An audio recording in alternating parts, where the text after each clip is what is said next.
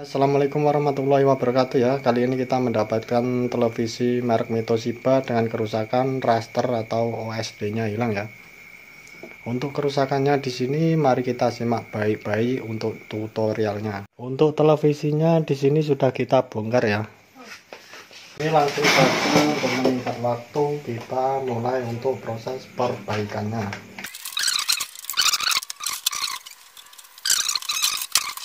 Untuk televisinya sudah nyala ya. Lanjut kita ukur untuk tegangan pada mesinnya ya. Di sini untuk B plusnya ya, kita cek terlebih dahulu. Untuk B plusnya di VD551 ya, ada sekitar 112 volt ya. Oke, lanjut di sini untuk tegangan ke IC vertikal ya. Untuk VD553 ya, 553 ada 28 volt ya. Kemudian untuk tegangan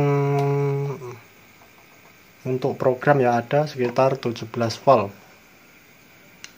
Ke program nanti dipecah untuk regulatornya ini ya, menggunakan 7805 dan 7808. Untuk tegangan audionya untuk VD555 ada sekitar 21 volt ya, karena menggunakan IC sisir di sini ya. Untuk 12 volt ada. Kemudian untuk tegangan 5 ya, di sini ada. Nah, di situ ada ya, tegangan 5 volt ya. Untuk jalurnya di sini mengambilkan dari VCC 12 ya. Untuk tegangan 5-nya diambilkan dari VCC 12 volt. Oke, normal. Untuk tegangan di 8 voltnya di sini ya, C276 ya. C276 di sini untuk tegangannya ya sekitar 8 volt ya. Untuk di C276 ini ya. Di C204 ini 5 volt ya. 5 volt wajib hadir di tegangan program maupun di IC chroma ya.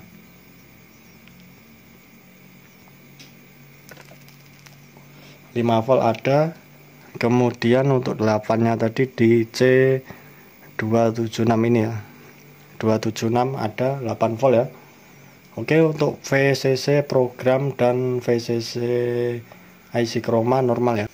Oke, setelah itu kita fokus untuk mengukur di blok output dari flyback ya. Perhatikan untuk output dari flybacknya di sini ya. Nah, di sini untuk output dari flybacknya kita cari terlebih dahulu ya dari soket RGB ya. Di sini ada 180-nya di sini ya. Ternyata di sini untuk tegangan 180 voltnya di sini drop ya, dropnya sekitar 116 volt. Ternyata untuk tegangan 180-nya itu bukan dari flyback ya, melainkan dari trafo ini sendiri ya. Di sini di VD552 ini harusnya sekitar 180 volt ya. Berarti prediksi kita di C562 ya, karena untuk tegangan dari videonya ini kurang ya untuk tegangan 180 voltnya. Untuk C562 ini kita cek dengan menggunakan ESR meter. Kita siapkan untuk ESR nya ya. Kita matikan terlebih dahulu untuk pesawat televisinya ya. Kita matikan, lalu kita fokus ke C562 ya. Untuk menggunakan ESR ini jangan lupa dikalibrasi terlebih dahulu ya. Untuk probe-nya dikalibrasi terlebih dahulu ya, dinolkan seperti ini. Jika sudah nol ya, ini di sini kan sudah nol ya. Lanjut kita ukur untuk kapasitansi dari elko-nya. Ini tanpa mencopot dulu ya guys, tanpa mencopot. Nah, seperti ini ya. Seperti ini. Ini sudah nyambung ya di sini ya. Ternyata pada ESR di situ jarumnya tidak naik ya. Artinya kapasitansi dari elko-nya tersebut sudah turun banyak ya. Di situ tidak naik ya. Apakah untuk elko yang lain normal ya? Kita ambilkan di sini elko B plus ya. Elko B plus ternyata normal ya. Nah, di sini karena goyang-goyang ya. Lanjut kita mengukur kembali untuk C562 di sini ya. C562 ini tidak naik sama sekali ya untuk C562 ini. Untuk C562 di sini ya, kita lihat guys. Untuk elko-nya di sini kapasitasnya sekitar berapa ini? 10 mikro atau berapa ini? 10 mikro lah pokoknya. Nah, kita langsung copot saja guys. Kita copot untuk C562 ya di sini ya.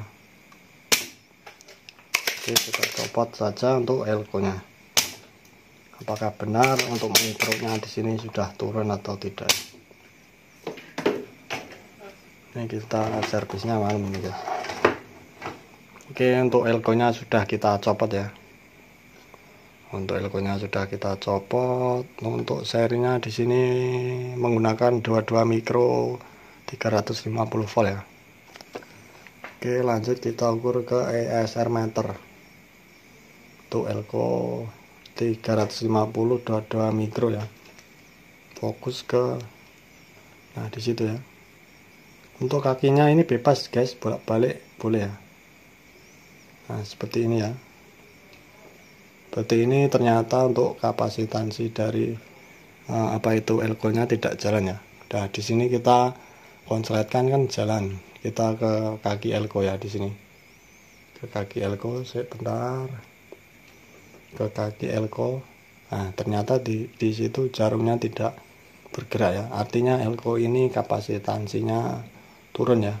Oke, di sini kita mempunyai pengganti yaitu elko cabutan ya. Kapasitansinya 10 mikro 250 volt ya.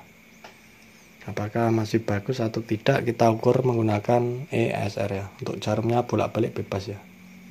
Nah, seperti itu ya. Ternyata di sini masih normal ya. Ini karena kakinya karatan ya. Untuk ESR-nya normal ya, untuk kapasitansinya. Oke, kita ambilkan cutter terlebih dahulu ya. Karena stok kita habis ya.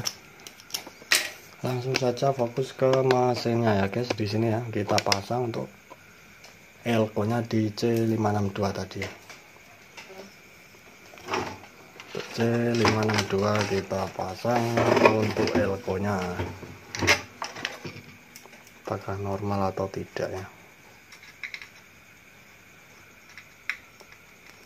Seperti ini, jangan lupa ini jangan sampai kebalik ya guys. Untuk masang elko-nya jangan sampai kebalik ya. Oke, lanjut. Untuk C562 ya kita pasang.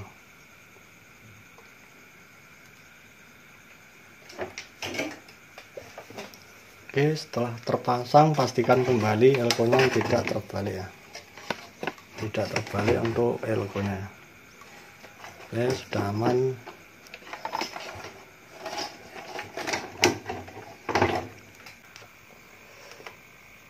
Oke, untuk VCC-nya di sini normal ya, sekitar 180 volt ya. Di situ sudah normal untuk VCC RGB-nya ya. Nah, berarti kerusakan pada televisi ini adalah di elko RGB yang sudah mulai kering kapasitansinya ya. Oke, untuk televisinya di sini sudah kita pasang ya guys. Kita lihat di tampilan layar depan ya. Ternyata sudah keluar gambarnya, sudah normal ya. Di situ dapat kita lihat ya. Nah, jadi tadi kerusakannya hanya pada elko videonya, nilainya 22 mikro ya, 350 volt. Oke, untuk kasus ini dinyatakan selesai ya guys. Oke ya, untuk televisinya di sini sudah normal ya. ESR meter tadi ya. Nah, seperti ini untuk ESR-nya ya. Jadi lebih mudah saat kita menganalisa televisi ya tanpa membongkar ya. Jadi alat ini khusus ya. Khusus untuk memperbaiki televisi. Mengecek kapasitansi dari kapasitor maupun dari elko ya. Oke, sekian tutorial kali ini. Apabila bermanfaat, klik like, komen, dan subscribe ya. Terima kasih. Wassalamualaikum warahmatullahi wabarakatuh.